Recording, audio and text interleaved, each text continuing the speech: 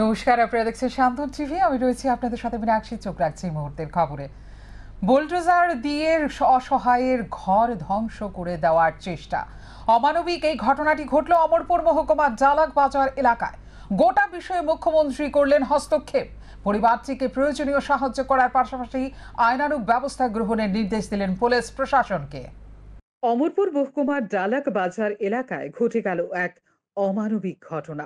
রাষ্ট্রবাদী নেতারা বুলডোজার দিয়ে গুঁড়িয়ে দিলেন এক অসহায় পরিবারের বসত ঘর। এখানেই শেষ নয়, গ্রামের প্রধান গোপাল সরকার অসহায় গৃহবধূর ওপর আক্রমণ করেন।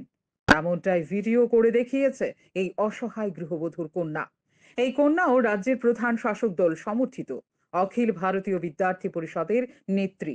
একই সঙ্গে অমরপুর কলেজের ছাত্র সংসদের পূর্বতন জিএসও। ঘটনার সময়ে এই গৃহবধূ ছাড়া বাড়িতে কেউ ছিলেন না। প্রধান গোপাল সরকার সহ তার সাগরেদরা বুলডোজার দিয়ে বসত ঘর সহ ঘরের যাবতীয় জিনিসপত্র গুঁড়িয়ে দিয়ে যায়। এক প্রকার ভাবে এই পরিবারটি নেমে আসে খোলা আকাশের নিচে। এই যে স্যার, এটা আমার মারে প্রধানে মায়েরা দিয়ে গেছে। গোপাল সরকার প্রধান মারছে মারে। আমরা কেউ বাড়িতে আসিলাম না। এই দেখেন ঘর, আর ঘরের ভিতরে কিচ্ছু নাই। আমরা বাকি সব জিনিসই ভাঙ্গা আছে, কোনো জিনিসই নাই আমরা ঘরে। ওখানে আমরা থাকার জায়গা নাই। এই ঘটনাটি প্রকাশ্যে আসতেই সরাসরি হস্তক্ষেপ করেন মুখ্যমন্ত্রী ডাক্তার মানিক সাহা। তিনি ডেকে নেন অসহায় এই গৃহবধূ সহ তার কন্যাকেও, কথা বলেন তাদের সঙ্গে, জেনে নেন গোটা ঘটনা। সঙ্গে ছিলেন রাজ্য মন্ত্রিসভার একাধিক সদস্য। মুখ্যমন্ত্রী ডাক্তার মানিক সাহা প্রশাসনকে নির্দেশ দিয়েছেন প্রয়োজনীয় সাহায্য সহযোগিতা করার। একই সঙ্গে পুলিশ প্রশাসনকে নির্দেশ দিয়েছেন আইনানুগ ব্যবস্থা গ্রহণ করার। শান্তন। আঠেরোমোড়া পাহাড়ের পাদদেশে গিরিবাসীদের মধ্যে ছড়িয়ে পড়ল ম্যালেরিয়া। সঙ্গে থাবা বসাতে শুরু করেছে জলবাহিত রোগও। একাধিক রোগী ভর্তি তেলিয়ামুড়া মহকুমা হাসপাতালে। আঠেরোমোড়া পাহাড়ের পাদদেশ সংলগ্ন বিলাইহাম, কাঁকড়াছড়া, বিলাইথাং, নোনাছড়া এডিসি ভিলেজের গিরিবাসীদের এখনো তৃষ্ণা মেটাতে হচ্ছে ছড়ার জলে, যার কারণে বর্তমান সময়ের সেই সমস্ত এলাকাগুলোতে ম্যালেরিয়া রোগের প্রাদুর্ভাব বেড়ে গেছে। গিরিবাসীরা আক্রান্ত হতে শুরু করেছেন জলবাহিত রোগে।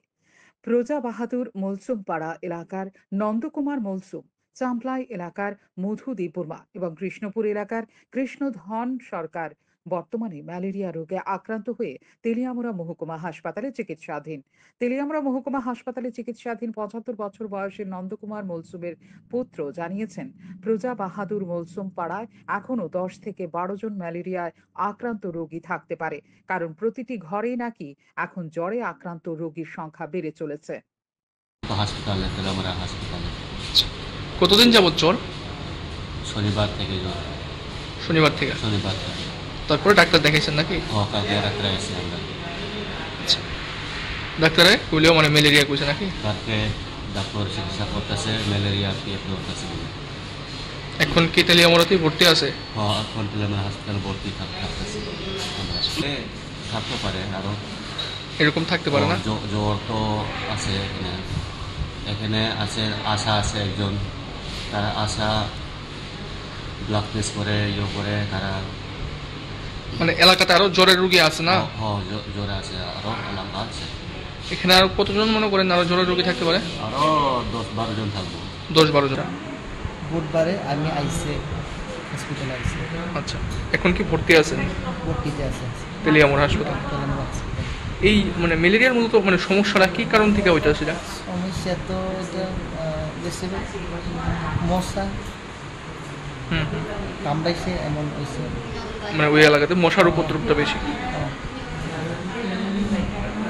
ম্যালেরিয়া রোগের পাশাপাশি জলবাহিত রোগ বর্তমানে ইঙ্গিত দিচ্ছে ভয়াবহ পরিণামের।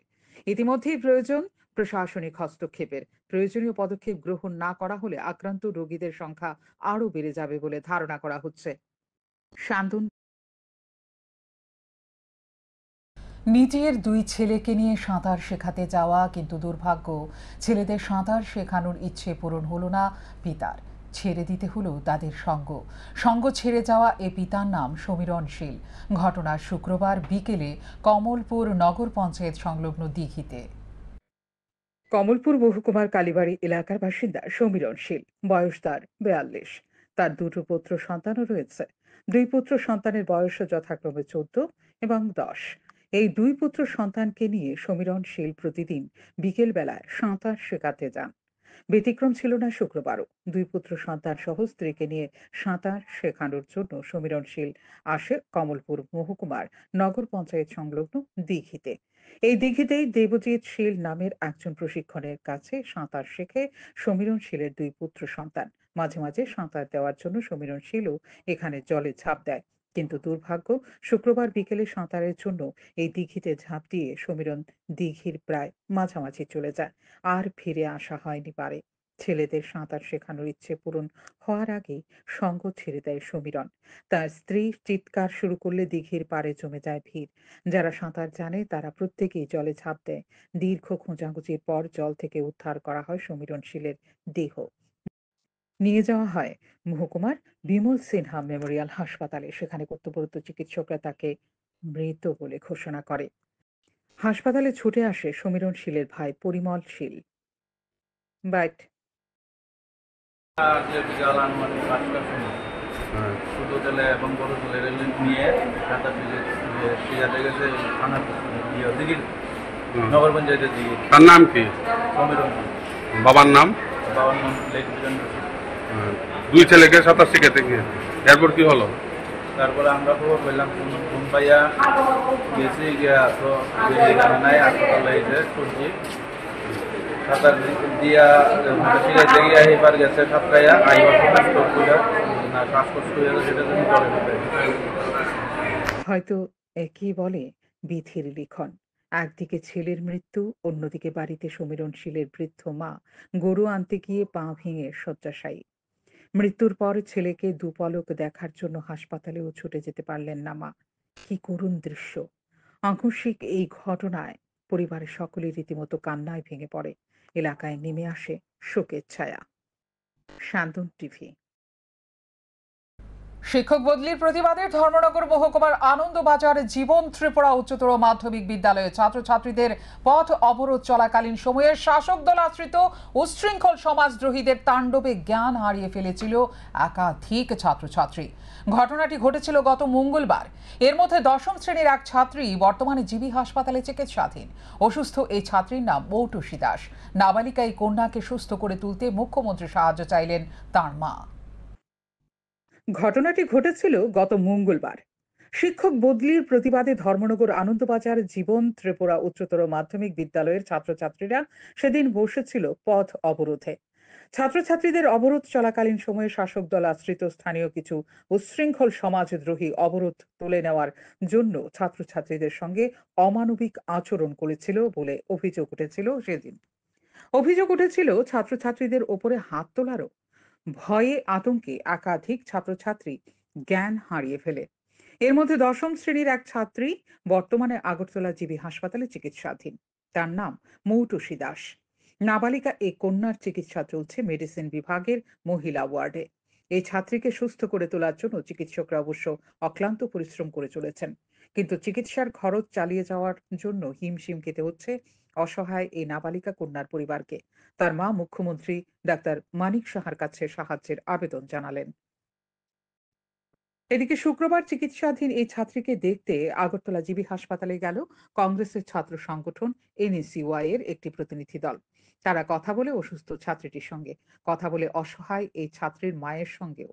অসুস্থ এই ছাত্রীর হাতে তারা কিছু ফল তুলে দেয়। প্রতিনিধি দলটি জানিয়েছে মৌটুসী দাসের চিকিৎসার খোঁজ খবর নিয়েছেন তারা, কথা বলেছেন চিকিৎসকদের সঙ্গেও। তারা অভিযোগ করেছে এই রাজ্যের শিক্ষাকে সংকুচিত করার প্রয়াস চালাচ্ছে রাজ্যের প্রধান শাসক দল ভারতীয় জনতা পার্টি। বন্ধ করে দেওয়ার উদ্যোগ নেওয়া হয়েছে একাধিক সরকারি স্কুল। সরকারি স্কুলগুলো ভুগছে শিক্ষক স্বল্পতায়। আপনাদের শিক্ষক বদলির প্রতিবাদ করছিল, তখন বিজেপি আশ্রিত কিছু মাফিয়া সেই স্কুলের ভিতরে ঢুকে এই ছাত্রীর উপর প্রাণঘাতী আক্রমণ করে তাদের সঙ্গে অনেকের উপর আক্রমণ করেছে। তবে এই ক্ষেত্রে মৌটুসী দাসের অবস্থাটা খুব গুরুতর। আমরা নিজে গিয়ে দেখে এসেছি, ডাক্তারবাবুর সঙ্গে কথা বলেছি। আমাদের দলের সভাপতি শ্রদ্ধেয় আশিস কুমার সাহা এবং বিধায়ক সুদীপ রায় বর্মন আমাদেরকে এখানে পাঠিয়েছেন ওনার খোঁজখবর নেওয়ার জন্য, দেখার জন্য। আজকের দিনে যেখানে শিক্ষা মানুষের মৌলিক অধিকার, মানুষ শিক্ষা পেতে চায়, সেই জায়গায় আমরা দেখছি বিজেপির শাসনে ক্রমাগতভাবে ত্রিপুরা রাজ্যের মধ্যে শিক্ষাকে সংকুচিত করার প্রয়াস চলছে। ইতিমধ্যেই পশ্চিম ত্রিপুরা জেলা এবং উত্তর ত্রিপুরা জেলার শতাধিক সরকারি বিদ্যালয় বন্ধ করে দেওয়ার পরিকল্পনা করেছে। রাজ্যের প্রত্যেকটা স্কুল আজ শিক্ষক স্বল্পতায় ভুগছে। যে জায়গায় রাজ্যের ছাত্রীরা চাইছে ওরা শিক্ষার মাধ্যমে এগিয়ে যাবে, ওদের ভবিষ্যৎকে গড়ে তুলবে, আর তাদের এই ভবিষ্যৎ গড়ার পথে অন্তরায় হয়ে দাঁড়িয়েছে বিজেপি আশ্রিত কিছু রাষ্ট্রবাদী মাফিয়ারা। তারই ফলস্বরূপ আজকে আমরা দেখেছি মটুসির উপর প্রাণঘাতী আক্রমণ। সেই জায়গায় আমরা আমাদের রাজ্যের যে শিক্ষামন্ত্রী, যিনি বর্তমানে মৌটুসী দাস খুব শীঘ্রই সুস্থ হয়ে উঠুক, এটাই চাইছে সকলে। মৌটুসী পুনরায় বইয়ের ব্যাগ কাঁধে বিদ্যালয়মুখী হোক, এই প্রত্যাশা রয়েছে সকলের। শান্তন টিভি। পাট্টার জমি দখলমুক্ত করার ঘটনাকে কেন্দ্র করে সৃষ্টি হলো চরম উত্তেজনা। ঘটনা আমবাসা মহকুমায়। উত্তেজিত সাধারণ মানুষ বিক্ষোভের মুখে পড়ে বন দফতর।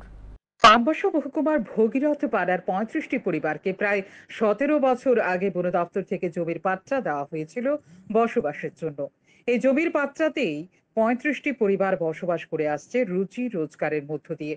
কিন্তু বর্তমানে রাজ্য সরকার বন দপ্তরের মাধ্যমে এই জমিতে নতুন প্রকল্প গড়ে তোলার জন্য পরিকল্পনা নিয়েছে। শুক্রবার এই প্রকল্প গড়ে তোলার কাজে যোগ দেয় শ্রমিকরা, আর তাতেই ক্ষুব্ধ হয়ে ওঠে 35টি পরিবারের লোকজন। তাদের ক্ষোভের মুখে পড়ে শ্রমিকরা ফিরে যায়। এই পরিবারগুলোর ক্ষুব্ধ লোকেরা জানিয়েছে জমির পাট্টাতে রাবার চাষ কিংবা সুপারি এবং অর্থকরী ফসল চাষের মধ্য দিয়ে তারা তাদের জীবন যাপন করে চলেছে। তাদের দাবি সঠিকভাবে জমি নির্ধারণ করা হোক। তাদের অভিযোগ বন দপ্তরের পক্ষ থেকে তাদেরকে কোনো ধরনের আগাম বার্তা দেওয়া হয়নি, তাদেরকে জোর করে উচ্ছেদ করার পরিকল্পনা নেওয়া হয়েছে। আমরা এখানে পাট্টার জায়গা দখল করছি। পাট্টাতে আমরা পাট্টা টিলাতে পাট্টার ভূমিতে আমরা রাবার চাষ এবং সুপারি যে কোনো অর্থকরী ফল আমরা রোপণ করতে চাই, যার জন্য ফরেস্টার হেরা, ফরেস্ট ডিপার্টমেন্ট হেরা তারা মানা বাধ্য করছে আমাদেরকে। এর জন্য আমরা চাই সঠিকভাবে জায়গা নির্ধারণ করা হোক। তারা আয়া এসে ফরেস্টার থেকে। আচ্ছা, কি কারণে ওখানে হঠাৎ করে আয়া এইভাবে মানা করতেছে আপনাদের?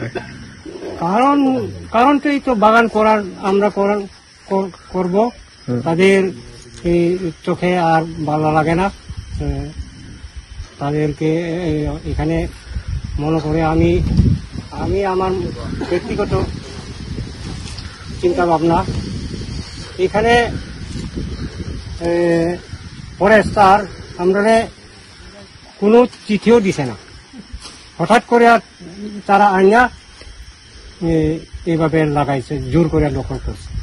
আমরা দীর্ঘ বছর ধরে, যার কারণে বাধ্য হয়ে শুক্রবার তারা বিক্ষোভ প্রদর্শন করে। বলা যেতে পারে এক প্রকার ভাবে তাদের বিক্ষোভের মুখে পড়ে বন দফতর। শান্তন টিভি। প্রতিবেশী যুবকের দায়ের আঘাতে গুরুতর আহত এক ব্যক্তি। রক্তাক্ত এই ব্যক্তির নাম হরলাল দাস। ঘটনা এয়ারপোর্ট থানার অন্তর্গত অলঙ্গনগর এলাকায়। ঘটনার বিবরণে জানা যায়, এলাকার জীবন্ত সরকার নামের এক 17-18 বছরের যুবক শুক্রবার বিকেলে দা নিয়ে লাকড়ি কাটতে যায় বা লাকড়ি আনতে যায়। এই লাকড়িগুলো যাতে জমির মধ্যে ফেলে কাটা না হয়, এর জন্য জীবন্ত সরকারকে বারণ করেন হরলাল দাস নামের সেই ব্যক্তি। এতেই ক্ষুব্ধ হয়ে ওঠে জীবন্ত সরকার, দা দিয়ে কূপ বসিয়ে দেয় হরলাল দাসের মাথায়। পরে ছেলেটি নিজে গিয়ে বাড়িতে তার বাবাকে জানায়। তার বাবা সঙ্গে সঙ্গে ছুটে যায় ঘটনাস্থলে। হরলাল দাসের পরিবারের লোকজনদের সঙ্গে জীবন্ত সরকারের বাবাও রক্তাক্ত অবস্থায় হরলাল দাসকে উদ্ধার করে নিয়ে আসে আগরতলা জিবি হাসপাতালে।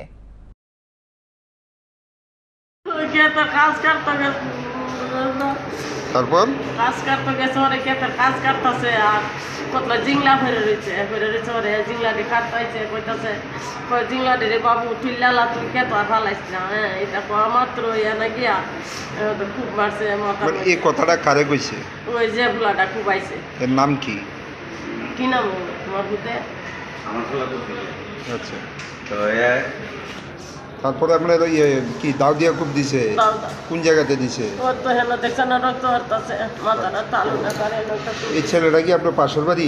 না না, এর বাড়ি সেন্টার বাগান। আচ্ছা, তো ওই ছেলেটা এই আপনারা এটা কি কারণে গেছিল? আমরা গো বাবা ক্ষেত করি তো, আমরা গৃহস্থী করি তো, দান করি, ধান খেতের শাক কাটতাম গেছে। এইগুলি কাটলে ওই ছেলেটার কি সমস্যা ছিল? ওই ফুলাটা বুলাইছে লাঠি তো খাইতো পানি। এখন আপনার স্বামীর অবস্থা কিরকম? খারাপ। বৃহস্পতিবার সন্ধ্যা থেকে রাত পর্যন্ত উত্তর ত্রিপুরা জেলা চুড়াইপাড়ি ও ধর্মনগর থানার পুলিশ 23 জন রোহিঙ্গা শরণার্থীকে আটক করেছে। ধৃতদের মধ্যে 7 জন নাবালিকা ও শিশু রয়েছে। জানা যায় বৃহস্পতিবার সন্ধ্যায় আসাম আগরতলা জাতীয় সড়কের চুড়াইপাড়ি থানা এলাকার নাকা পয়েন্টে কর্তব্যরত পুলিশ কর্মীরা একটি নৈশকালীন বাসে তল্লাশি চালিয়ে 5 জন রোহিঙ্গাকে আটক করে। তারা বাংলাদেশের কক্সবাজার রোহিঙ্গা ক্যাম্পের শরণার্থী। ধৃতরা ধনপুরের ভারত বাংলাদেশ সীমান্ত দিয়ে দালাল চক্রের হাত ধরে অবৈধভাবে রাজ্যে এসেছে। ধৃতরা হলো আব্দুল ইলাহি, আব্দুল শুকুর, রুমি বেগম, রোজিনা বেগম ও ছকিনা বেগম। ধৃত রুমি বেগমের সাথে তার 2 শিশু কন্যাও রয়েছে।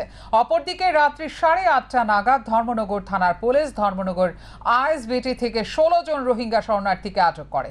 ধৃতদের মধ্যে 5 জন নাবালিকা ও শিশু রয়েছে। ধৃতরা হলো মুস্তাফা খত্রু, তোয়াবা ফাতিমা খাতুন, রাহানা বেগম, মোহাম্মদ সাবি, মোহাম্মদ ইব্রাহিম, ফৌজুল ইসলাম, মোহাম্মদ সুলতান, নূর মোহাম্মদ, আব্দুল মালিক ও মোহাম্মদ হাসান। তারা সকলে বাংলাদেশের বিভিন্ন রোহিঙ্গা শরণার্থী ক্যাম্প থেকে রাজ্যে এসেছে অবৈধভাবে। শুক্রবার ধৃত রোহিঙ্গাদের আদালতে সোপর্দ করে পুলিশ। আমাদের চুড়াইবাড়ি থানার সামনে যে রেগুলার চেকিং হয় ওখানে ML05T8382 একটা বাস, যাত্রীবাহী বাস, ওটাতে চেকিং করার সময় এখানে 7 জন, ওরা টোটাল 7 জন ছিল। তার মধ্যে 3 জন মহিলা, 2 জন শিশু আর 2 জন পুরুষ। তাদেরকে দেখে পুলিশের সন্দেহ হয়। তারপর ওদেরকে জিজ্ঞাসাবাদ করে, তারা বলে দেয় তারা বাংলাদেশ থেকে এসেছে, ওরা হায়দ্রাবাদ যাবে। তারা কোনো বৈধ কাগজপত্র দেখাতে পারেনি। তারপর আমরা ওদেরকে থানাতে নিয়ে আসি। কতজন? মোট 7 জন, তার মধ্যে মহিলা 3 জন, শিশু 2 জন আর পুরুষ 2 জন। কি নাম স্যার? পুরুষ যে আছে আব্দুল ইলাহি, আর আছে আব্দুল শুক্কর। আর মহিলাদের নাম আছে রমিদা বেগম, রোজিনা বেগম আর সকিনা বেগম। শিশু 2 জন কি মেয়ে শিশু না ছেলে শিশু? মেয়ে শিশু, একজনের বাচ্চা। কোথা থেকে এসছে স্যার? তারা আমাদের যে প্রিলিমিনারি ওদের যারা ইন্টারোগেশন করা হয়েছে ওরা বলেছে যে বাংলাদেশ কক্সবাজারে ওদের রোহিঙ্গা ক্যাম্প আছে, ওই ক্যাম্প থেকেই ওরা এসেছে। ওরা হায়দ্রাবাদের রোজগারের উদ্দেশ্যে যাচ্ছে। ওরা নাকি হায়দ্রাবাদে গাড়ি ধাক্কায় গুরুতর আহত বাইক আরোহী 2 তহসিলদার। ঘটনা খোয়াই মহকুমার গনকি জাতীয় সড়ক চৌমনি এলাকায়। 208 জাতীয় সড়কের জরিপের কাজ সেরে খোয়াই মহকুমা শাসকের কার্যালয়ে ফেরার পথে এই দুর্ঘটনা। গুরুতর আহত 2 তহসিলদারের নাম সুজিত দেব এবং সবির দেববর্মা। তাদেরকে পেছন দিক থেকে একটি গাড়ি ধাক্কা দিয়ে পালিয়ে যায়। পরে স্থানীয়রা দেখতে পেয়ে তাদেরকে উদ্ধার করে খোয়াই জেলা হাসপাতালে নিয়ে আসে।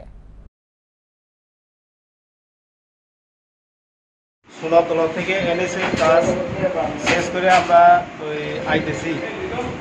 আমরা ওই মহাদেব টিলার পূর্য করে 4টা রোডে ওই রাস্তার মুখাতে আমরা মাঝখানে আসলাম। আমরা বাইকে আস্তে আস্তে চালাই আইতেছি। পিছনে দিয়ে একটা গাড়ি, বাবনের একটা গাড়ি সাদা আপনার বাড়ি দিয়ে ফালাই দিয়ে গেছে। এরপরে বেটারা আটকাইছে, অনেকে আটকাইতে চাইছে গ্রামের এখানে লোকজন, কিন্তু এখানে দাঁড়াইছে না। এরপরে বাইকে গেছে, একটু চাইয়া বাইকে গেছে। এখন আমরা হসপিটালে আছি। কতজন আহত? আমরা তো 2 জন আসলাম বাইকে। মানে এক বাইকে করে 2 জন আইতাছে? 2 জন, সুজিতবাবু আর আমি। প্রতি বছরের মতো এবছরও আগামী 7 জুলাই রথযাত্রার আয়োজন করতে চলেছে মঠ চৌমুহনী স্থিত হরে কৃষ্ণ মন্দির। শুক্রবার এক সাংবাদিক সম্মেলনে মন্দিরের পক্ষে এই ঘোষণা দেওয়া হয়। উপস্থিত থাকবেন অগণিত ভক্তদের মাঝে রাজ্য বিজেপি সভাপতি রাজীব ভট্টাচার্য এবং রাজ্যের অলিম্পিয়ান জিমনাস্ট দীপা কর্মকার। কৃষ্ণ সুপ্রিয় ভক্তবৃন্দ, সবাইকে হরেকৃষ্ণ মন্দিরের পক্ষ থেকে আন্তরিক কৃষ্ণপ্রীতি শুভেচ্ছা অভিনন্দন জ্ঞাপন করছি। তো আমরা গত বছরের নিয়ে এবছরও রথযাত্রা উৎসব পালন করতে যাচ্ছি। তো সরকার যে বিধিনিয়ম দিয়েছেন সেই বিধিনিয়ম মেনে আমরা এই রথযাত্রা উৎসব করার পরিকল্পনা করেছি। তো ত্রিপুরার মধ্যে সর্ববৃহৎ এই রথযাত্রা গতবার আমরা সারা ত্রিপুরার সকল ভক্তগণ দর্শন করেছেন।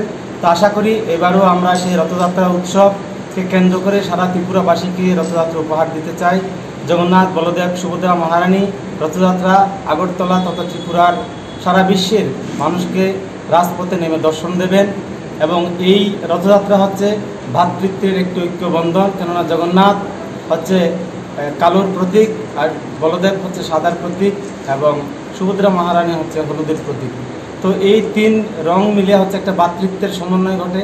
তো শিল প্রভুপাদ চেয়েছিলেন সারা বিশ্বের মানুষ যেন এই ইস্কনে এসে এই হরেকৃষ্ণ মহামন্ত্র জপ করে এবং হরেকৃষ্ণ অনূর্ধ্ব 17 63তম সুব্রত মুখার্জি কাপ ফুটবলের আসরে সোনামুড়া মহকুমায় শুক্রবার 4টি কোয়ার্টার ফাইনাল ম্যাচ অনুষ্ঠিত হয়। প্রথম কোয়ার্টার ফাইনালে খোয়াই ত্রিপুরা একাদশকে 6-0 গোলের ব্যবধানে হারিয়ে দেয় উত্তর ত্রিপুরা জেলা। দ্বিতীয় কোয়ার্টার ফাইনালে স্পোর্টস স্কুল 4-1 গোলের ব্যবধানে হারিয়ে দেয় ঊনকোটি জেলাকে। তৃতীয় কোয়ার্টার ফাইনালে গোমতী জেলা 1-0 গোলে হারিয়ে দেয় দক্ষিণ ত্রিপুরা জেলাকে। চতুর্থ কোয়ার্টার ফাইনালে পশ্চিম ত্রিপুরা জেলা 4-0 গোলে হারিয়ে দেয় ধলাই জেলাকে। হ্যাট্রিক সহ 3টি গোল করে পশ্চিম ত্রিপুরার পক্ষে লামটিং নিয়েন গেললি। শনিবার সকালে হবে 2টি সেমিফাইনাল ম্যাচ আর ফাইনাল হবে বিকেলে। এখনকার মতো এই মুহূর্তে সংবাদ এই পর্যন্ত। অন্যান্য আপডেটস দেখার জন্য অবশ্যই নজর রাখতে হবে সান্দন টিভির পর্দায়। সান্দন টিভি, দায়বদ্ধতায় যার ঐতিহ্য।